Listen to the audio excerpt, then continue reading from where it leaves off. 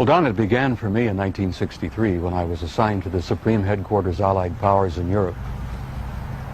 I arrived in the summer of '63 and I was assigned to the Operations Division. I was further assigned to what we call SHOC, the War Room, the Supreme Headquarters Operations Center.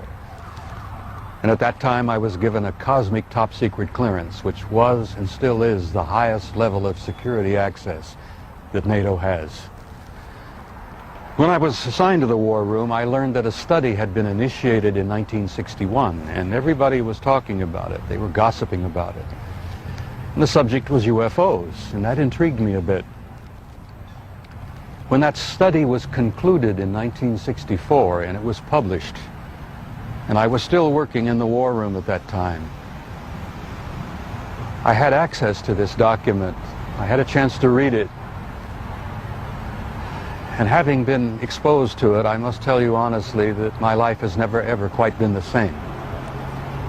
Because I read first-hand reports, verifiable NATO military material that indicated that the UFOs were not only real, but they represented something far beyond anything I had ever imagined before. When the study was concluded in '64, they concluded that there were 4 different groups apparently coming and visiting us. Out of those 4 different groups, one group looked exactly like we do, so much so that they could sit beside you in a restaurant or in an airplane or in a theater, and you'd never know. And that particular point bothered the military guys a lot. The point being that some of these people from somewhere could be walking up and down the corridors of SHAPE headquarters, or they could be walking up and down the corridors of the Pentagon. One day at lunch, a lieutenant colonel made the remark, he says, "Jesus, do you realize they could even be in the White House?" And there was a little forced laughter at that point, I remember, because a lot of us over the years have had some misgivings about the occupants of the White House. But the point I'm making is that the idea that aliens could be here in our midst bothered the military, because if you're not paranoid when you go into the service, you're certainly trained very quickly to be so. It's the nature of the military mind, I think, to be paranoid. But that was only part of the story. The SHAPE conclusions in '64 were that there were 4 groups that we knew of.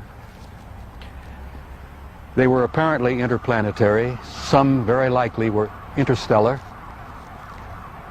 They even concluded that some of them could be intergalactic.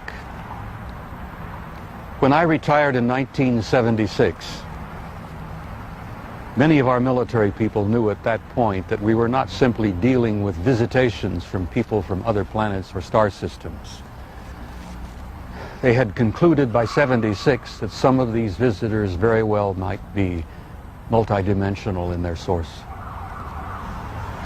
The evidence that we had collected and the evidence that they had repeatedly demonstrated to us, and that's no accident. It became very clear after a time that there was a program or a process of some kind underway, that they had demonstrated over and over and over again that they apparently were able to manipulate matter and time.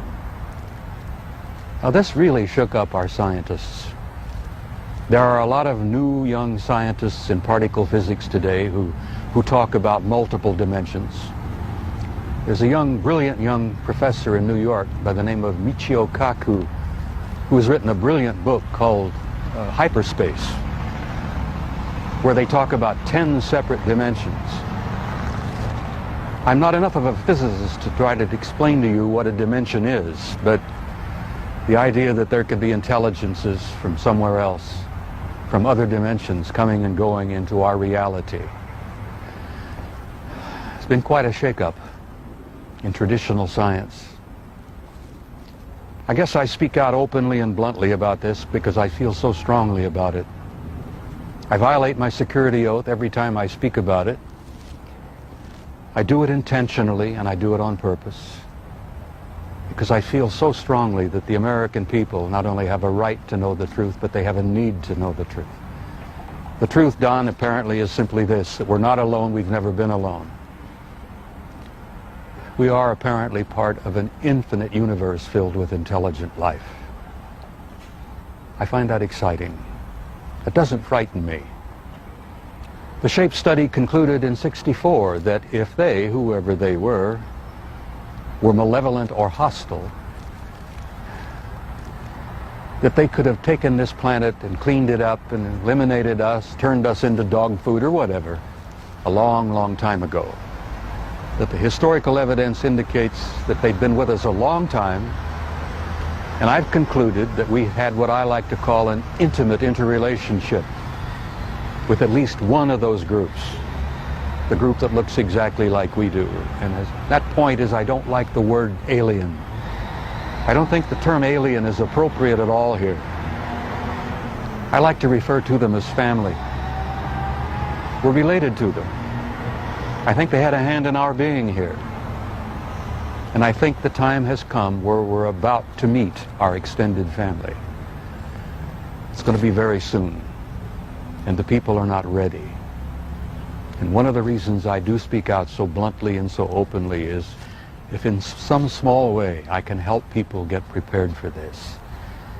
Because I believe that this reality, once we have accepted it and understood it and gone beyond the fear, will bring about an expansion of consciousness in the human race that will truly help us and prepare us to go out there and take our rightful place in that infinite community of life.